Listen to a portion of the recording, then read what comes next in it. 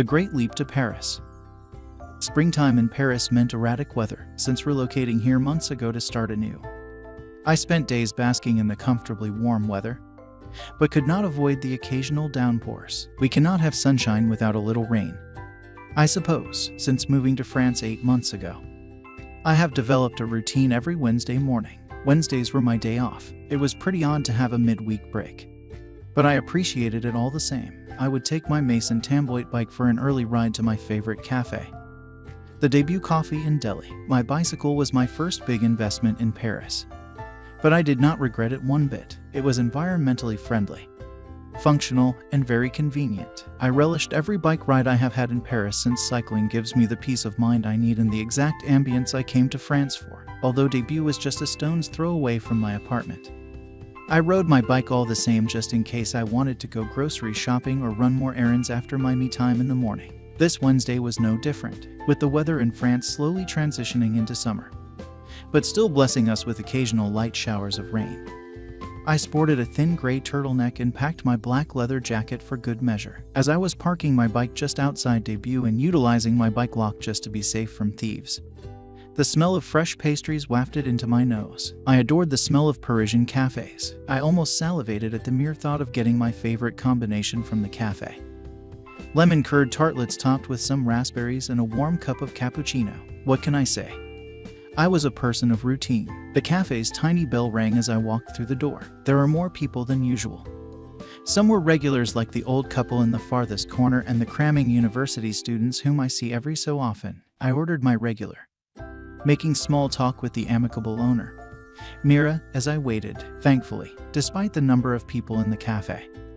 The table adjacent to the window was free. I put my food and coffee down and started unpacking my satchel. The table next to me was occupied by 3 men clad in stylish business suits who were having a serious, hushed discussion as I was flipping open my book of the week, On the Come Up with Angie Thomas.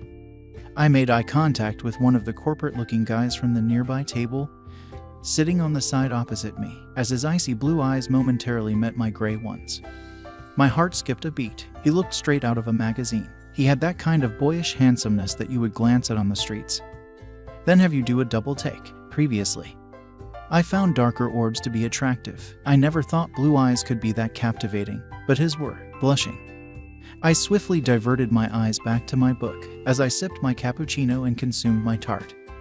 I stole glances at the bewitching young man from time to time. Something about his aura was like a magnetic field, drawing me in and attracting my attention. To my surprise, our eyes met a couple more times, and there were even a few instances that I looked at him, only to see him looking at me already. I surely hoped that he did not find my gaze uncomfortable or creepy. On the other hand, I was making little to no progress on my book, although I was almost done with my coffee and tart. I just could not concentrate today for some reason. I did not know what distracted me more: the hustle and bustle within the cafe today, or the attractive man seated on the next table. Probably the latter. Not long after, the 2 other businessmen on the nearby table stood up, packing their briefcases and motioning towards the door. The man who caught my interest muttered something I didn't quite hear because of the little chit-chats reverberating throughout the cafe. One of his colleagues, I presume, patted him on the back, and they all said their goodbyes, leaving the man alone on the table. While still seated on their table, he gestured towards the seat directly across me. "May I?" he questioned, puzzled but curious. I nodded. He took the seat right across from me, putting his black briefcase on the empty chair next to him. "Do you come here often?" he said as I continued to look at him perplexedly. His voice was deep and he had a slight accent, although he did not sound French. I raised my eyebrows and took a sip of my cappuccino. "You hit up on everyone you see in a coffee shop," I bantered. He laughed, an angelic chuckle that made my heart skip a little. The way his blue eyes crinkled and how he threw his head back slightly when he laughed clearly did not help the butterflies that started settling in my stomach. This man was charming. My bad, he mumbled. "I'm Adrian." Once again, I raised my eyebrows. I was incredulous, to say the least. During my time in France, nobody has ever hit on me that randomly, except in a bar where my workmate and friend, Celeste, took me regularly. But it was nice to know that the immediate attraction I felt towards this man seemed a mutual feeling. My brain subconsciously went to my ex-boyfriend. Chance, are you seeing this shit right now? I'm almost 6,000 miles away from home and I still got it, I thought to myself. I merely stared at him though, wary but curious on where this was heading. My silence and baffled countenance must have alarmed him because he then started babbling. You know what? I just approached because I felt something. It was just but forget it, he rambled. It was nice to me. I felt it too. I interrupted, saving him from the embarrassment. Kind of hard not to. Especially if you haven't felt it in a while. His face immediately shifted from flushed, kind of embarrassed, to full-on blushing. He cracked a smile, looking down at his hands momentarily, and then audibly let out a sigh of relief. You come here often? He asked again. I smiled widely. Yeah, I do unwind here weekly, I replied. I get my daily caffeine here, too. On the go. You? He shook his head vigorously. First time actually. I just arrived here a few days back and had a business meeting today. I learned that he was from a small town in Canada and had just moved to Paris early on this week. Just like me, he was renting a small apartment in the city and was living by himself. If I had not been captivated by him earlier on, I surely was now. He was a natural storyteller. A person who made the conversation flow with ease and instantly made me feel comfortable. He said he was hired by a French marketing firm and was looking forward to rebuilding his life here. I must have been overly invested in his story, but you could not blame me. The way he spoke was almost bewitching, making me cling onto his every word and each revelation making me want to listen to him more and more. His slightly animated gestures were also adorable, and the twinkle in his eyes as he expressed how much he is loving Paris so far was too cute. I mostly listened and inputted my comments occasionally, but not really sharing my own stories until he called me out for it. Hey, I have been babbling about myself here, he noted. I will order one more coffee and then it's your turn. All right, you want anything? I shook my head, then watched as he headed towards the counter. It almost felt like my fight or flight response was activated. It was alarming how rapidly I felt comfortable with this guy. He was a stranger. For all I know, he could be a con artist. Was I sure that I wanted him to get to know me? I could just leave now while he was ordering his new cup of coffee. He would not even see me. We probably would not see each other again. If we do, I could just brush it off and pretend I didn't know him. I would probably forget him anyway. However, I berated myself for my spiraling thoughts. We were just getting to know each other. There was no certainty that it would lead up to anything more. If anything, I could gain a new friend here in Paris, which I surely needed. I had been solitary all my months here besides the company of my work friend Celeste occasionally. Besides, the connection was too strong to ignore. I could not put it into words. But do you ever meet someone and you just click? This was one of those moments. I shoved my doubts and worries to the back of my head. This may be the start of a blossoming friendship. Nothing more. My past may hold me back from pursuing romantic connections, but certainly does not close my doors to forging camaraderies. Adrian returned with a cup of iced coffee and 2 strawberry tarts. He handed one over to me and I graciously thanked him for the thought. Okay, Dalton, I'm listening, he said, clasping his hands together and leaning closer towards me. I took a bite of the delectable pastry inside. Well, I began and looked down on my lap. I'm not that interesting. As I said, I'm from California. Moved here about 8 months ago. I'm a copywriter for a publishing house here and I love to read. That about sums me up. I'm boring. I know. Adrian was grinning like a Cheshire cat while watching me intently. His eyes, despite their bluish intensity, were very warm and I felt at ease immediately. He reassured me that I was most definitely not boring. This then went on for a bit, him prompting me about my interests. From time to time, I found myself stopping, conscious that I was oversharing and he was no longer interested in what I had to say. But his interest seemed genuine, and when it was evident that I cautiously told my narratives lest he became disinterested, he just kept prodding comfortably. I would feel reassured at once. I found out that despite our juxtaposing careers, him being in marketing and me invested in literature, we had plenty of interests. We were both massive Harry Potter fans. We adored Studio Ghibli films and listened to a lot of common artists. Our overlaps were pretty random, but I found comfort in knowing that someone else could relate to the eccentric mix of my favorite things. Before we knew it, it was after lunch, and to his dismay, Adrian had another meeting to attend. This time, it was in their office, so he had to take the subway. We were still chatting on the way out of the cafe, and he walked over with me to where my bicycle was parked. So, he began shyly, "Will I see you again?" He must have seen the apprehension that engulfed my face after he said that, because he gave a sad smile that told me he understood. His eyes were a dead giveaway too, because they lost the twinkle that they had as we were conversing earlier. My heart was racing. It was not that I felt a pang of guilt, but more notably, it was because in the short time we have spoken, it seemed as though I already had a deep connection with this man and he wanted to keep it. Deep down, I knew I wanted to sustain it too. There had been plenty of moments in my life that I took a great leap. When I came out to my parents, when I chose to pursue a career in literature, abandoning my future and my family's business. When I moved to Paris, I did not know anyone. I did not even speak their language. I was 6,000 miles away from home, and I took that great leap. And so, I decided to take another one now. That Wednesday marked the start of what would become a weekly tradition for me and Adrian. Occasionally, he would be having a meeting in debut or some other coffee shop and then meet me in the former for yet another round of chit-chat. I looked forward to Wednesdays more now because, while it was no longer reserved for my me time, I was spending it with someone whose company I genuinely enjoyed more than my own. We mostly talked about our interests. Well, it was mainly me who spoke about the things I loved, and that was because sharing personal experiences and more private information was not a level I reached yet. Adrian, on the other hand, was comfortable in letting me in. He was an only child and was raised by a single mother who sounded like the most hardworking soul. She took on 3 jobs to get him through college, despite him also being a working student to lessen their expenses. He was a terrible baker, but an excellent cook. I found this funny as we were the exact opposites. I enjoyed baking pastries and sweets, but despised doing anything else in the kitchen. He would tell stories about his mother and the recipes she had taught him over the years. He would tell stories of his childhood, about how he never felt lonely despite not having a father or siblings because his mother always made sure that he was well loved. He would tell his college adventures and how every mischief led him here. Slowly, as our Wednesday debut chatters turned to Sunday strolls around tourist destinations and public parks to him waiting for me to finish work outside the publishing house, I found myself opening up too. It was a gloomy Parisian afternoon when I spoke to him about my family. We were taking a stroll around Parc Monceau, a gorgeous park not too far from my apartment. The pavement still damp from the rain showers earlier, and the skies were looking ever so dreary. But somehow, my mood was light. Gone were the days that gloomy weathers would equate to me feeling down. I guess Adrian's presence gave me hope. Somehow, he was my sunshine, dressed lightly and with our to-go coffee cups in hand.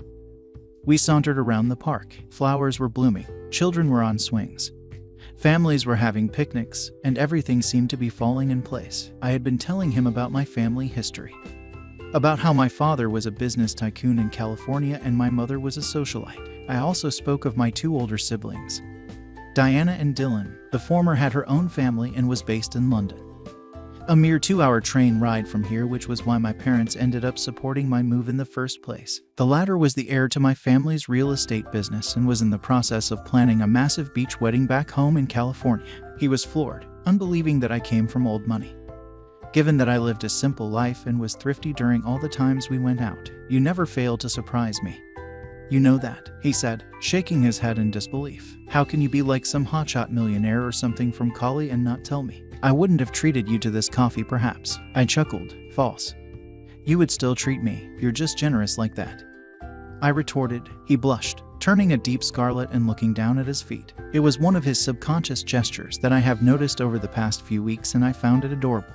We then ended up stopping at a cart selling crepes. I treated him this time around, ordering each of us crepes topped with hazelnut spread and strawberry. We sat on a nearby bench to devour the classic Parisian snack, chatting, eating, and watching little kids run around. "What did your parents think about you moving here then, given you had such a bright future ahead of you in California, you know?"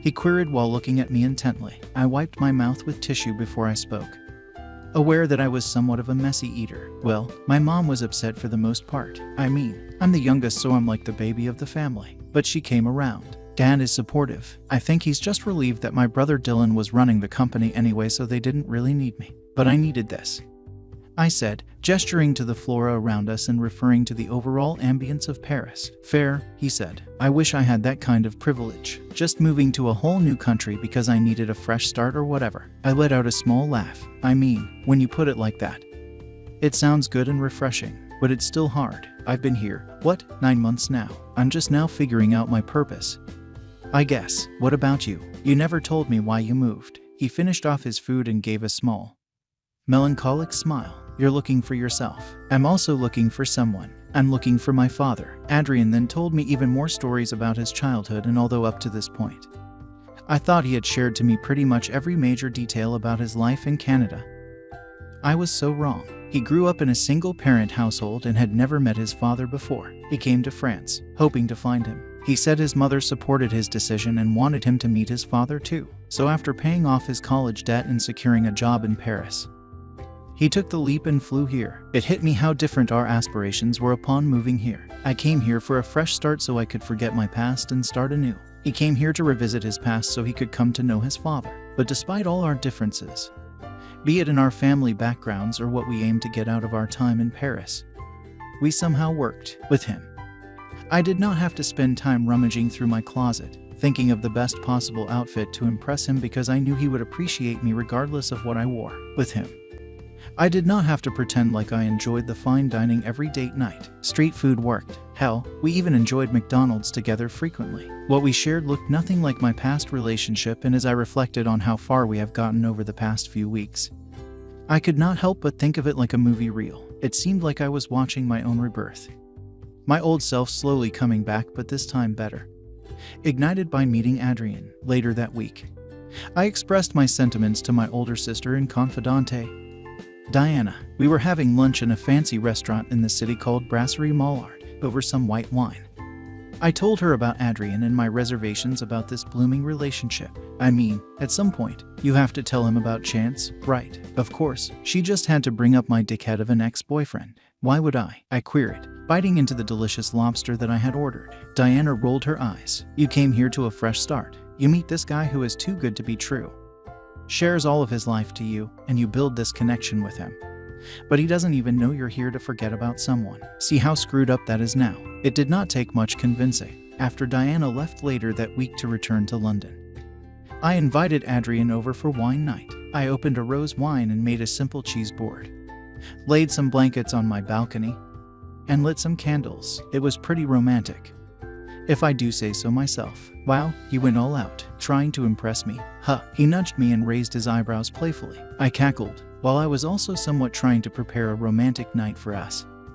I also did it to calm my nerves. Being all by myself in Paris for the past months meant that opening up to someone was nerve-wracking for me, like a foreign experience or a habit that I had forgotten how to do because of time and tragedy. We chit-chatted for a while, talking about work and my sister's visit earlier that week. I was somehow stalling and he must have noticed because not long after, he asked why I put in all this effort. I mean, yeah, it is kind of weird. We're always used to going out spontaneously, doing whatever around Paris, I replied. He took a sip of his wine and smirked. You're doing it again. Stalling, he commented. I don't mind though, don't get me wrong. You can take all the time you need in the world and just know I appreciate all your effort. I don't deserve this. I smiled and put my hand over his. You do, every bit of it. You deserve the effort. You deserve the thought. You deserve all the good things in life. I sighed, gazing at his warm blue eyes that had become synonymous to home for me for the short time I had known him. You deserve to get back the love you have been giving me. I know we haven't said,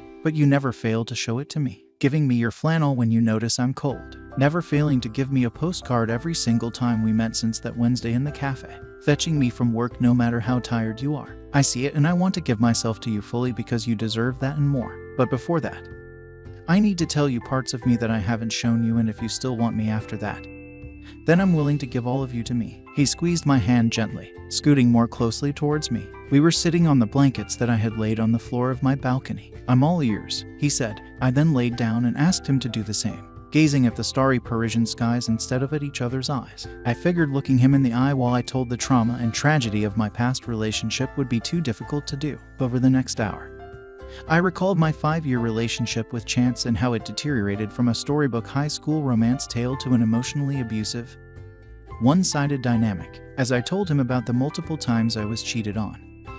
He held my hand throughout it all. He need not speak a single word because his presence was so there. He squeezed my hand every now and then and wiped my tears when the memories were much too painful to recall. Finally, one fine day last year, I caught him cheating again in my apartment that we shared. He had the audacity to bring his lover to the place where we were supposed to start building our family, and I should have been angry, right? I mean, somehow I was, but I also felt liberated because that was my last straw. That same night, I made the decision to move here. I told my family the next day, and by the end of the week, I was on a flight heading to CDG. I berated myself for the first few months I was here. I mourned the relationship I had been trying to bandage.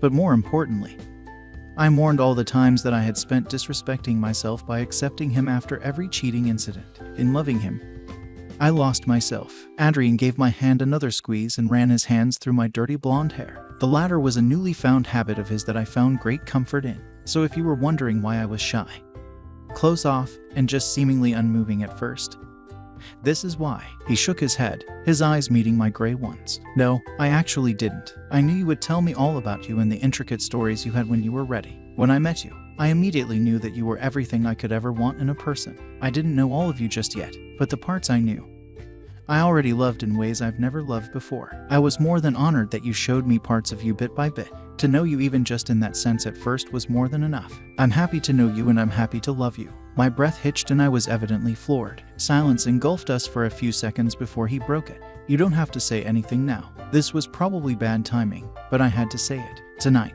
you mustered up the courage to tell me about your past, and a part of me hopes that you did that because you see a future for us. I want you to know that I see your scars now. I've seen them that day in the cafe, but I embrace them and it doesn't change how I feel about you. We had more wine that night, laid with each other side by side, and chit-chatted until it was time for him to head home. We decided to have a picnic near the Eiffel Tower the next day because, ironically, in the past month Adrian had spent in France.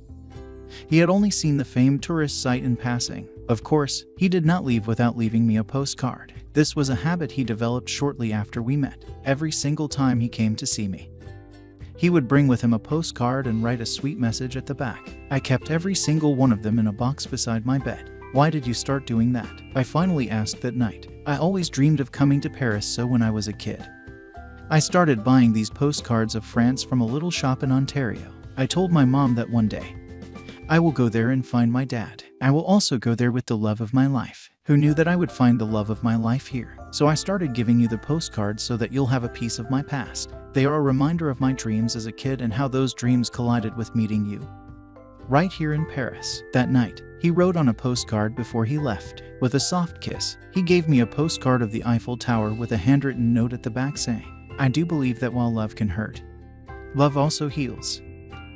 The end. Thanks for watching. Consider subscribing to become a part of our rainbow force and stay wholesome.